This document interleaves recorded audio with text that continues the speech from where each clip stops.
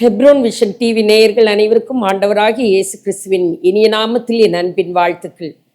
Olive divine healing ministries வழங்கும் புத்துயிர் நிகழ்ச்சிக்கு உங்களை அன்புடன் அழைக்கின்றேன். இந்த நாளிலும் நாம் நம்முடைய தாழ்வில் நம்மை நினைக்கிறவர் என்கின்ற தலைப்பில் தேவனுடைய வார்த்தைகளை நாம் தியானிப்போமாக. சங்கீதம் 136 அதனுடைய 23ஆம் வசனம் சொல்லுகின்றது, நம்முடைய தாழ்வில் நம்மை நினைத்தவரை துதியுங்கள், அவர் கிருபை என்றும் உள்ளது.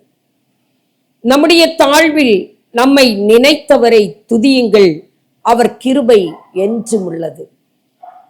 இன்றைக்கு உலகத்தில் உயர்வில் இருக்கின்ற போது, நாம் உயர்த்தப்பட்டிருக்கின்ற போது நம்மை நினைக்கின்றார்கள். ஆனால் தாழ்வில் யாரும் நினைப்பதில்லை. நம்முடைய தாழ்வில் நம்மை நினைக்கின்ற ஒருவர் உண்டென்றால் அவர்தான் ஆண்டவராகிய இயேசு கிறிஸ்து. ஹல்லேலூயா. இந்த நாளில் அதைத்தான் உங்களுக்கு நான் ஞாபகப்படுத்த விரும்புகின்றேன். அநேக தாழ்வுகளின் வழியாய் நாம் கடந்து போயிருக்கின்றோம். இன்றைக்கும் நாம் கடந்து போகின்றோம். நம்மை நினைப்பது யார்? நமக்கு சகாயம் செய்வது யார்? நம்மோடு கூட இருப்பது யார் என்று நீங்கள் நினைக்கலாம்.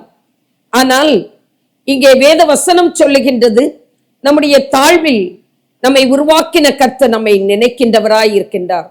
இந்த வார்த்தையானது ஆண்டவருடைய உண்மையை வெளிப்படுத்துகின்றது, அவருடைய இரக்கத்தினை வெளிப்படுத்துகின்றது, அவருடைய இறையாண்மையை வெளிப்படுத்துகின்றதாய் இருக்கின்றது. எப்போதெல்லாம் ஆண்டவர் நம்மை நினைத்தருளுகின்றார், ஏன் நினைக்கின்றார்? ஆண்டவர் நமக்கு வாக்குத்தத்தம் தந்திருந்தால் நம்முடைய தாழ்வு நேரங்களிலே ஆண்டவர் அந்த வாக்குத்தத்தத்தை நினைத்து அந்த தாழ்வில் இருந்து நம்மை தூக்கி எடுக்கின்றவராய் இருக்கின்றார். இரக்கமுள்ள தேவனாய் இருக்கின்றார்.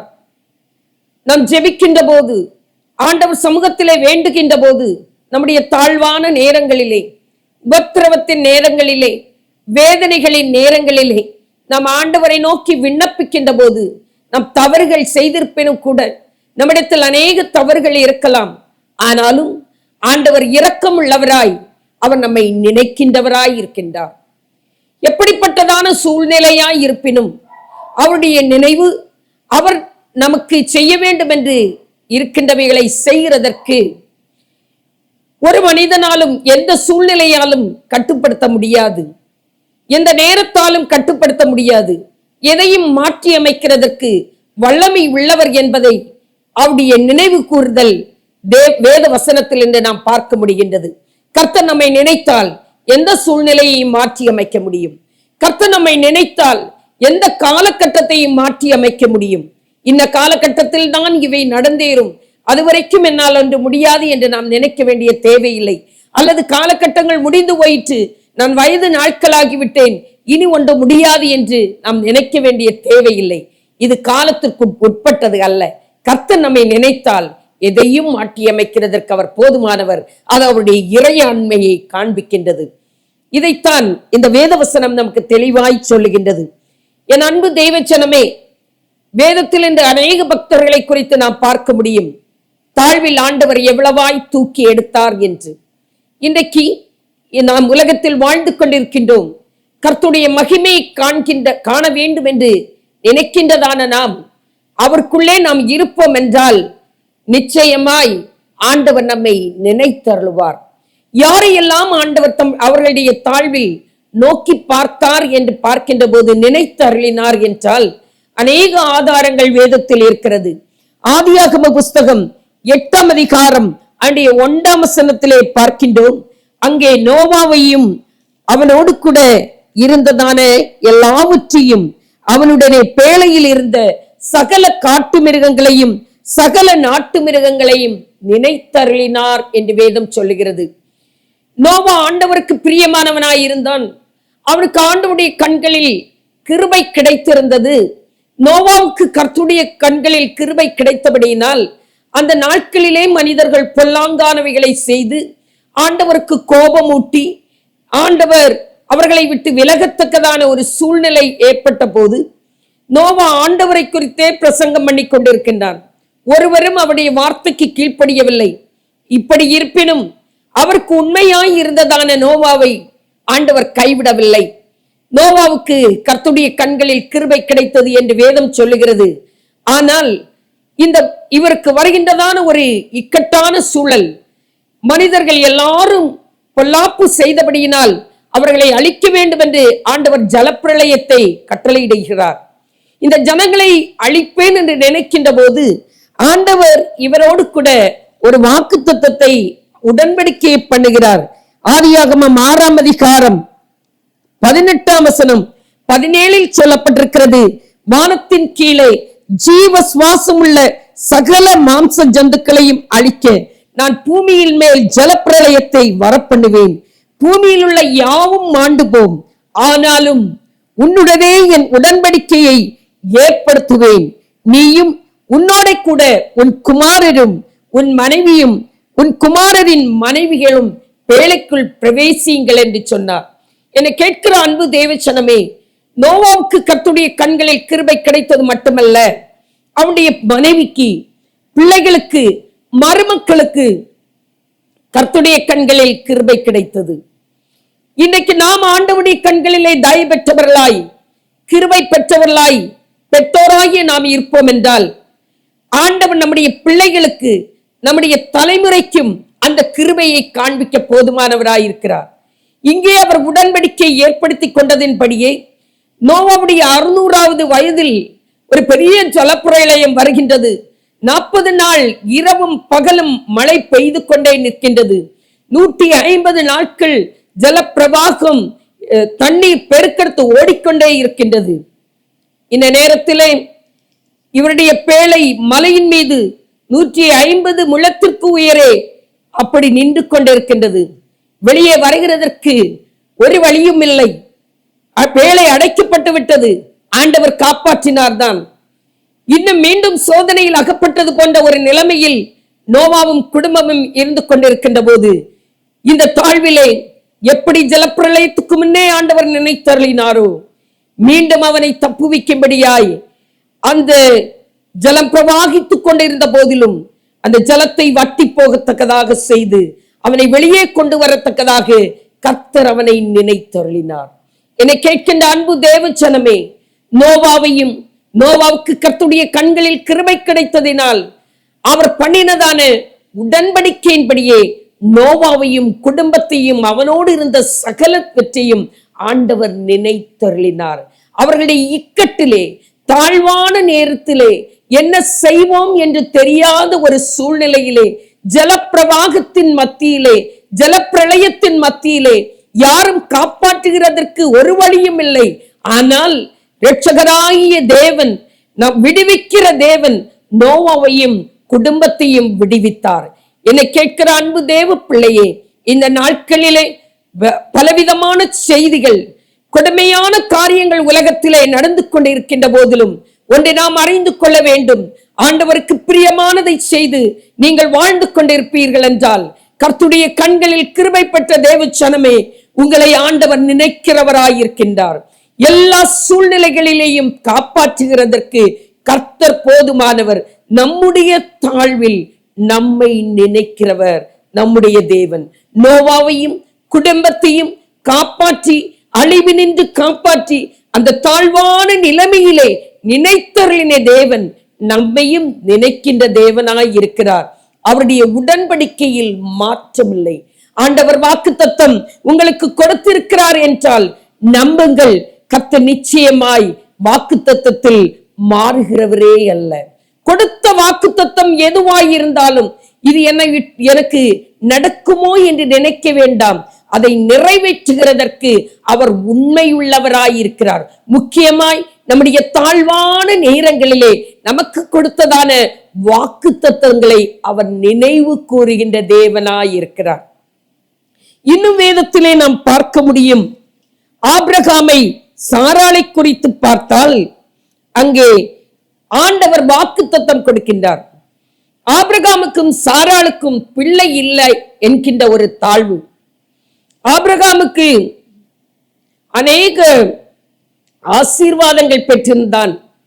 ஆண்டவர் சொல்லியிருந்தார், கானான் தேசத்தை சுதந்திரமாக கொடுப்பேன் என்று. ஆதியாகம புஸ்தகத்திலே 12:2 பார்க்கின்ற போது, நான் உன்னை ஆசீர்வதிக்கவே ஆசீர்வதித்து உன் பெயரை பெருமைப்படுத்துவேன், நீ ஆசீர்வாதமாய் இருப்பாய் என்று வாக்குத்தத்தம் பண்ணியிருந்தார்.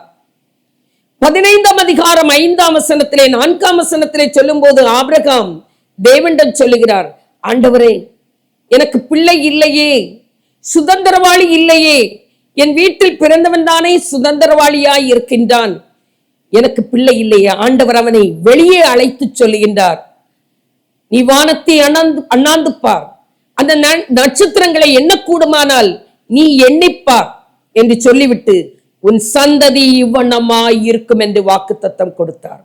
ஒரு பிள்ளை கூட இல்லாத ஆபிரகாமை பார்த்து ஆண்டவர் சொல்லுகிறார், உன் சந்ததி இவ்வண்ணமாய் இருக்கும் என்று 75ஆம் வயதிலே ஆபிரகாமுக்கு வாக்கு கொடுக்கிறார். இந்த வாக்குத்தத்தத்தை அவனுடைய மனதிலே அவன் வைத்திருந்தான், நம்பியிருந்தான். உடனே வாக்குத்தத்தம் நிறைவேறவில்லை. இந்த தாழ்வான நிலைமை போய்கொண்டே இருக்கிறது. பிள்ளை இல்லை, பிள்ளை இல்லை, பிள்ளை இல்லை, குழந்தை பாக்கியம் இல்லை என்கின்றதான ஒரு சூழ்நிலை, வேதனையான நிலை போய்கொண்டே இருக்கின்றது. அந்த நேரத்திலே 100வது வயது வருகின்ற போது ஆண்டவர் அவனை நினைத்தருளுகிறார். கர்த்தர் சொன்னதின்படியே ஆதியாகம புஸ்தகம் 21ஆம் அதிகாரம் 1ஆம் வசனம் சொல்லுகிறது, கர்த்தர் தாம் சொல்லி இருந்தபடியே சாராள் பேரில் கடாட்சமானார். கர்த்தர் தாம் உரைத்தபடியே சாராளுக்கு செய்தருளினார் என்று சொல்லப்பட்டிருக்கிறது. அங்கே சாராளை, ஆபிரகாமை கர்த்தர் நினைத்தருளுகிறார். ஹல்லேலூயா. இன்னைக்கு என்னை கேட்கிற அன்பு தேவச்சனமே, ஆண்டவர் வாக்குத்தத்தம் கொடுத்திருந்தால் அவர் இதை நினைக்கவில்லையே, என் வாழ்க்கையில் நடக்கவில்லையே என்று நீங்கள் நினைக்க வேண்டிய தேவையில்லை. ஆபிரகாமுடைய தாழ்வில் நினைத்தவர் நம்முடைய தாழ்வில் நம்மையும் நினைக்கின்றவராயிருக்கிறார். ஆதியாகம புஸ்தகம் 18ஆம் அதிகாரம் 1 முதல் 15வது வசனம் வரைக்கும், ஆதியாகமம் 21ஆம் அதிகாரம் 1 முதல் 8 வரையும் வாசிக்கின்ற போது தெரியும், ஆண்டவர் வாக்குத்தத்தத்தை நிறைவேற்றி இருக்கின்றதை நாம் பார்க்க முடிகின்றது. என்னை கேட்கின்ற அன்பு தேவ பிள்ளையே, ஆபிரகாமுடைய தாழ்வில் இருந்து ஒரு உயர்வை கொடுத்தார். அது சாதாரணமான உயர்வு அல்ல. ஒரு பிள்ளை இல்லாத ஆபிரகாமுக்கு மிக பெரியதான ஒரு பெரிய சந்ததியே, ஒரு பெரிய ஜன திரளையை உண்டாகத்தக்கதாக ஆண்டவர் சந்ததியை கொடுத்து ஆசீர்வதித்தார். இன்றைக்கு நாமும் பலவிதமான சூழ்நிலைகளிலே போய்கொண்டிருக்கலாம். அந்த நேரத்திலே என்னை நினைக்கின்ற ஒருவர் உண்டு என்று நீங்கள் விசுவாசியுங்கள். என்னை யார் நினைப்பது, எனக்கு ஆண்டவர் வாக்குத்தத்தம் கொடுத்தார் என்று சொல்லுகின்ற அன்பு தேவச்சனமே, நீங்கள் அநேக நேரத்திலே ஜெபிக்கின்ற போது தேவனுடைய வார்த்தையை நீங்கள் கேட்டிருப்பீர்கள். கர்த்தருடைய வசனமானது உங்களோடு பேசி இருக்கலாம்.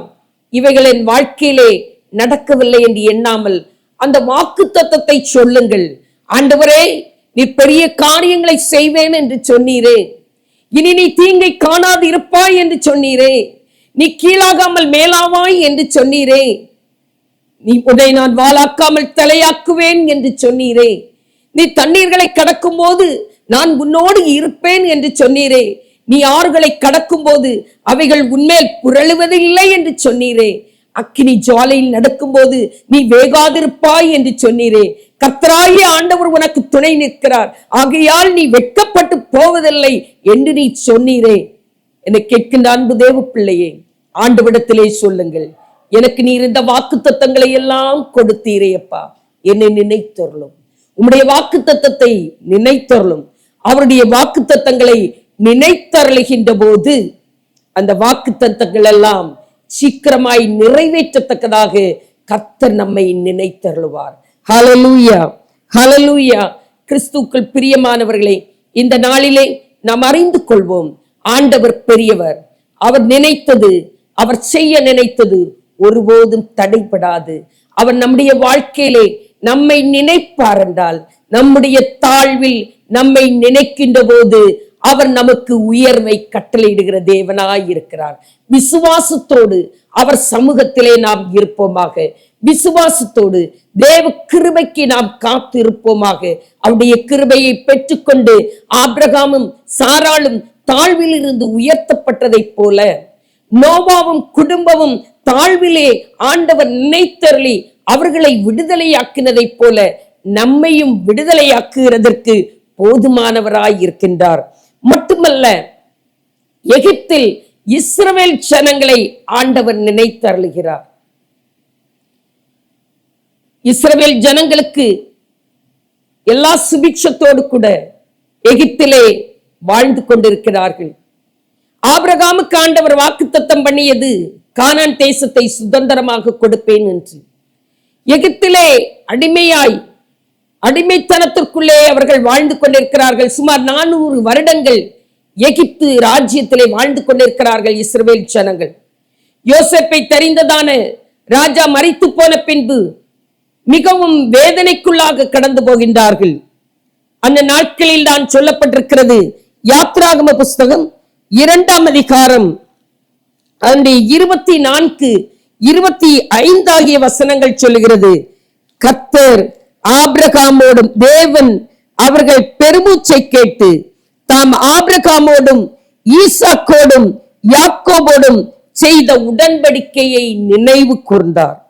தேவன் இஸ்ரவேல் புத்திரரை கண்ணோக்கினார். தேவன் அவர்களை நினைத்தருளினார். எகிப்திலே இஸ்ரவேல் ஜனங்கள் கொடிய வேதனைப்படுகிறார்கள், அடிமைத்தனத்திற்குள்ளே இருக்கிறார்கள். ஆனால் ஆண்டவருடைய உடன்படிக்கை என்ன? உங்களுக்கு கானான் தேசத்தை சுதந்திரமாக கொடுப்பேன். நீங்கள் சுதந்திரவாளிகளாய் சுதந்திரமாய் வாழக்கூடிய ஜனங்கள் என்பதுதான் ஆண்டவர் கொடுத்த வாக்குத்தத்தம். அடிமைத்தனத்திற்குள் வாழ அல்ல. இப்போது ஆண்டவர் ஆபிரகாமோடும் ஈசாக்கோடும் யாக்கோபோடு கொடுத்ததான வாக்குத்தத்தத்தை நினைத்தருளுகிறார். என்னை கேட்கின்ற அன்பு தெய்வ ஜனமே, ஒருவேளை இன்றைக்கு நாம் பலவிதமான அடிமைத்தனத்திற்குள்ளே இருந்து கொண்டிருக்கலாம். பிசாசின் அடிமைத்தனத்திற்குள்ளே, வியாதி என்னும் அடிமைத்தனத்திற்குள்ளே, மனவேதனை என்னும் அடிமைத்தனத்திற்குள்ளே, பண பிரச்சனைகள் என்னும் அடிமைத்தனத்திற்குள்ளே, பலவிதமான சோதனைகளிலே, பலவிதமான அடிமைத்தனத்திற்குள்ளே பிசாசானவன் நம்மை வைத்திருக்கின்ற போதிலும் உடன்படிக்கை பண்ணினவர் மாறாதவர். ஹல்லேலூயா! எப்போது அவர் நினைத்தருளினார் தெரியுமா? அவர்களுடைய பெருமூச்சை கேட்டார் என்று வேதம் சொல்லுகிறது. இஸ்ரவேல் ஜனங்களுடைய பெருமூச்சை கர்த்தர் கேட்டார். இன்றைக்கு நாம் ஆண்டவர் சமூகத்தில் நம்முடைய வேதனைகளை சொல்லுவோம் என்றால், வாக்குத்தத்தத்தில் உண்மையுள்ள தேவன், உடன்படிக்கை பண்ணின தேவன் நம்முடைய தாழ்வில் நிச்சயமாய் நம்மை நினைத்தருளுவார். உடன்படிக்கையில் அவர் மாறுகிறவர் அல்ல. தேவன் பொய் சொல்லுகிறதற்கு மனிதன் அல்ல. அவர் உண்மையுள்ள தேவனாயிருக்கலாம். வானம் மாறி போகலாம், பூமி மாறி போகலாம், மனிதனுடைய வாக்குகள் மாறி போகலாம், எல்லா காரியங்களும் மாறி போகலாம். ஆனால் மாறாத ஒருவர் நம்முடைய ஆண்டவராகிய இயேசு கிறிஸ்து மாத்திரமே. அவருடைய வார்த்தைகள் மாறாததாய் இருக்கிறது. ஆம் என்று இருக்கிறது, ஆமேன் என்றும் இருக்கிறது என்று வேதம் சொல்லுகிறது. எனவே அன்பு தேவச்சனமே, கர்த்தர் உங்களோடு பண்ணிய உடன்படிக்கையை நீங்கள் மறவாதிருங்கள். அதன் மேல் அதை இறுக பற்றி கொண்டிருங்கள். விசுவாசத்தோடு இருங்கள். ஆண்டவர் சமூகத்திலே உங்கள் துயரத்தின் வேளையிலே, அடிமைத்தனத்தின் வேளையிலே, அன்றைக்கு எப்படி எகிப்திலே இஸ்ரவேல் ஜனங்கள் ஆண்டவரை நோக்கி பெருமூச்சு விட்டு அழுதார்களோ, அந்த கூக்குரல் தேவ சன்னிதானத்தில் எட்டிய போது தேவன் அவர்களுடைய தாழ்வில் அவர்களை நினைத்தருளினார். ஆண்டவர் பண்ணிய உடன்படிக்கையை நினைத்தருளினார். இன்றைக்கும் நம்முடைய வாழ்க்கையிலேயும் அப்படித்தான் ஆண்டவர் நம்முடைய தாழ்வில் நம்மை நினைத்தருளுவார். நம்முடைய பெருமூச்சை கேட்டு அவர் பண்ணிய உடன்படிக்கையை நினைத்தருளுவார். இன்னைக்கு நீங்கள் பெருமூச்சு விட்டு அழுது கொண்டிருந்தால் உங்களுடைய பெருமூச்சுக்கு நிச்சயமாய் ஆண்டவர் பதில் கொடுக்கிறவராயிருக்கிறார். அவர் உங்களை நினைத்தருளுகின்ற தேவன் என்பதை மறந்து போகாதிருங்கள். அது மட்டுமல்ல, அந்நாளை ஆண்டவர் நினைத்தருளினார். 1 சாமுவேலின் புஸ்தகம் 1ஆம் அதிகாரம் 19ஆம் வசனத்திலே பார்க்கின்ற போது கர்த்தர் அவளை நினைத்தருளினார் என்று சொல்லப்பட்டிருக்கிறது. எல்கானாவுக்கு மனைவிதான் அன்னாள். 2 மனைவிகள் எல்கானாவுக்கு, அன்னாள் பெனினாள். ஆனால் பெனினாளுக்கு பிள்ளைகள் இருந்தது, அன்னாளுக்கோ ஒரு பிள்ளை கூட இல்லை. அவள் அழுது செபிக்கின்றாள். வருடந்தோறும் சீலோவிலே தேவாலயத்திலே சேனைகளின் தேவனை பணிந்து கொள்ளும்படியாய் எல்கானா கடந்து செல்லுகின்ற போது சக்களத்தீடைய வேதனையும் தாங்கிக் கொண்டு அவள் படுத்துகின்ற வேதனைகளின் மத்தியிலே மறுத்து பேசாதவளாய் தேவ சமூகத்தில் தன்னுடைய கண்ணீரை விட்டு பெருமூச்சு விட்டு அழுது கொண்டிருந்தாள். அன்னாள் விசுவாசத்தோடு தன்னுடைய காரியத்தை சொல்லி புலம்பிக் கொண்டிருந்தாள். கர்த்தருடைய தாசன் சொன்னார், உன்னுடைய விண்ணப்பம் கேட்கப்பட்டது, உனக்கு ஆண்டவர் நீ கேட்டதின்படியே உனக்கு புத்திரனை கொடுப்பார் என்று வாக்குத்தத்தம் கொடுக்கின்றார். அங்கே ஆண்டவருடைய வார்த்தையை சொல்லுகின்றார். அவள் அதை விசுவாசித்து கடந்து செல்லுகின்றாள். அதற்கு ஏலி, சமாதானத்துடனே போ, இஸ்ரவேலின் தேவனிடத்தில் கேட்ட விண்ணப்பத்தின்படி அவர் உனக்கு கட்டளையிடுவாராக. கர்த்தருடைய வார்த்தையை அவள் விசுவாசிக்கிறாள். நீ விண்ணப்பித்ததின்படியே கர்த்தர் உனக்கு கட்டளையிடுவாராக என்று. அதனுடைய தொடர்ந்த வசனங்களிலே பார்க்கின்ற போது 19ஆம் வசனத்தில் கடைசி பாகத்தில் கர்த்தர் அவளை நினைத்தருளினார். அவள் விண்ணப்பித்தாள். விண்ணப்பத்தின்படி ஆண்டவர் வார்த்தையை தம்முடைய தாசன் மூலமாக வெளிப்படுத்துகிறார். விசுவாச வார்த்தையை சொல்லுகின்றார். நீ விண்ணப்பித்ததின்படியே கர்த்தர் உனக்கு கட்டளையிடுவார் என்று விசுவாசத்தோடு முகமில்லாமல் சந்தோஷத்தோடு அந்த இடத்திலிருந்து கடந்து செல்கிறார். கர்த்தர் அவளை நினைத்தருளினார். என்னை கேட்கின்ற அன்பு தேவச்சனமே, விசுவாசத்தோடு நம்பிக்கையோடு தேவ சமூகத்திலே நீங்கள் ஜெபித்துக் கொண்டிருப்பீர்களே, ஆனால் இன்றைக்கு ஆண்டவர் உங்களுக்கு சொல்லுகிறார், நீ விண்ணப்பித்ததின்படியே கர்த்தர் உனக்கு கட்டளையிடுவாராக. அந்த வார்த்தையை நீங்கள் விசுவாசிப்பீர்கள் என்றால் ஆண்டவர் உங்களுடைய தாழ்விலே, நீங்கள் எந்த தாழ்வு பாதையிலே கடந்து போய் கொண்டிருந்தாலும் அந்த தாழ்வில் உங்களை நினைத்தருளுகிற தேவனாயிருக்கிறார். அவர் இரக்கத்தில் ஐஸ்வர்யம் உள்ள தேவன். நான் சொன்னேன், நம்முடைய தாழ்வில் நம்மை நினைத்தவரை துதியுங்கள் என்கின்றதான வேத வார்த்தை 3 காரியங்களை நமக்கு வெளிப்படுத்துகிறது. ஒன்று, அவர் நம்மோடு பண்ணியதான உடன்படிக்கையை அவர் நினைத்தருளி தாழ்விலிருந்து உயர்த்துகிறார், தாழ்விலிருந்து விடுதலையாக்குகின்றார். இன்னொன்று, அவருடைய இரக்கத்தினால் நாம் ஜெபிக்கின்ற போது, விண்ணப்பிக்கின்ற போது அவருடைய இரக்கத்தினால் நம்முடைய தாழ்வில் இருந்து நம்மை உயர்த்துகின்றார். இன்னொன்று, அவருடைய இறையாண்மையை காண்பிக்கின்றது. நாம் எப்படிப்பட்ட சூழ்நிலையில இருந்தாலும், முடியாது என்ற சூழ்நிலையில் இருக்கின்ற போது ஆண்டவர் அவற்றையெல்லாம் மாற்றி, சட்டங்களை மாற்றி அமைக்கிறதற்கு அவர் வல்லமை உள்ளவர், திட்டங்களை மாற்றி அமைக்கிறதற்கு அவர் வல்லமை உள்ளவர். அவருடைய அரசாட்சிக்கு முன்பாக, அவருடைய ஆட்சிக்கு முன்பாக ஒருவரும் எதிர்த்து நிற்க முடியாது. அவருடைய செயலுக்கு முன்பாக ஒருவரும் எதிர்த்து நிற்க முடியாது. இது முடியாது எப்படி என்று நினைக்கின்ற அன்பு சகோதரியே, நம்முடைய தாழ்வில் நம்மை நினைக்கிறதற்கு சர்வ வல்லமை உள்ள தேவன் அவை நம்மோடு கூட இருந்து தாழ்வில் இருந்து உயர்த்துகிறதற்கு போதுமானவராயிருக்கிறார். ஒன்று, அவருடைய இறையாண்மையை நாம் அறிந்து கொள்ள வேண்டும்.